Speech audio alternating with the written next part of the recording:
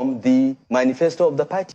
It's important to understand that. Is there a division? Because the people in the villa, some people will say, to argue that they're part of your party. No, most of them are not. That's what is interesting. Most of them are not.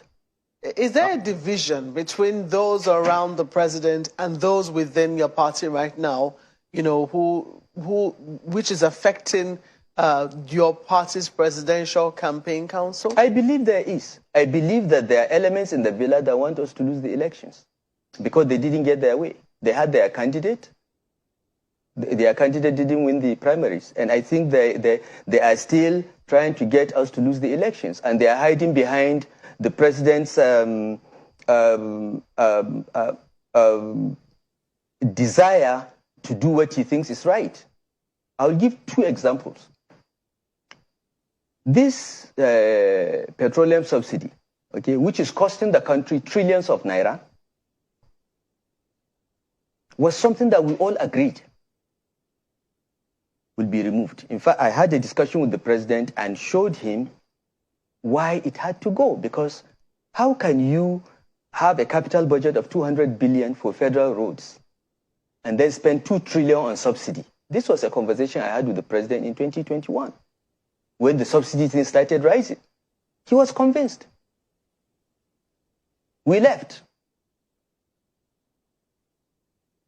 It changed. Everyone in the government agreed. It changed, okay? Secondly, the second example I will give is this currency redesign. You have to understand the president. People are blaming the governor of the central bank for currency redesign. No.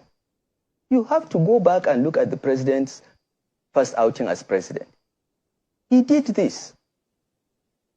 Buhari Idiagbon regime changed our currency and did it in secrecy with a view to catching those that are stashing away illicit funds. It's a very good intention, very clean intention. The president's heart is white, okay? But doing it at this time, within the time allotted, just doesn't make any political, economic, or sense. And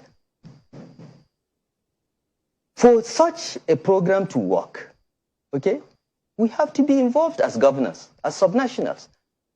Because, look, in my state, there are 2 local governments without banks. In Borno State, out of 27 local governments, only 2 have banks. In Yobe State, out of 17 local governments, only 2 have banks. So how do you expect farmers in every part? And remember, Borno State is 4 times the size of the 5 southeast states. So how do you expect everyone to change his currency within the time limit? Look, there are some things So knowing the example and given the example that you've given, what then are the chances of your candidate in the presidential elections? Look, the people of Nigeria should understand that these are not the policies of the APC, they are not the policies of our candidate, they are the policies of fifth columnists that want to bring us down. They want to bring this country down.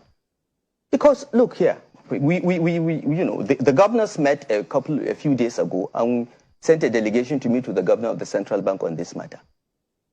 We've never been really involved in this. We said, look, we are the people that listen to the cries of those below. I went to Cubao and Ikara for campaign last week.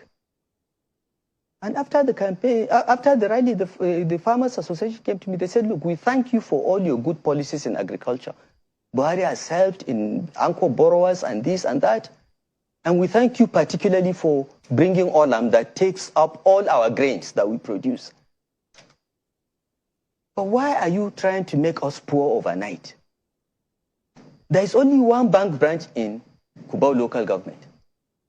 Cubao local government is larger than Anambra State. One local government. There is one bank branch. And these are farmers that have millions of naira of their hard-earned money. These are not politicians in Abuja that have stashed billions. These are farmers that have millions of naira. It's their hard-earned money. And they want to change it. And they have to travel 100 kilometers to the nearest bank branch. And on their way, there is a chance that bandits will even seize their money. How can that be done in a few months. It can't. So we went to the governor of the central bank. I said, look, extend this thing. And let's work together. Okay? The governors with security agencies, we provide vehicles to the banks and central bank. We go town to town, village to village, market to market, and say, come and change your money. We support the idea of redesign. We know that there are people with stashes of cash. We also want that mopped up. Okay? But we should not in the process make ordinary people suffer or ignite the anger of voters against our party as if it is our party's policy. It is not. All right. It is the policy of a few people. Well, and it's probably either not well thought through or intentionally designed to crash the political process. Because what happens if tomorrow people start protesting because they don't have cash, they can't transact? People are trading by barter because many that have deposited their cash cannot get the new currency. all right, Excellency, we need to go at this.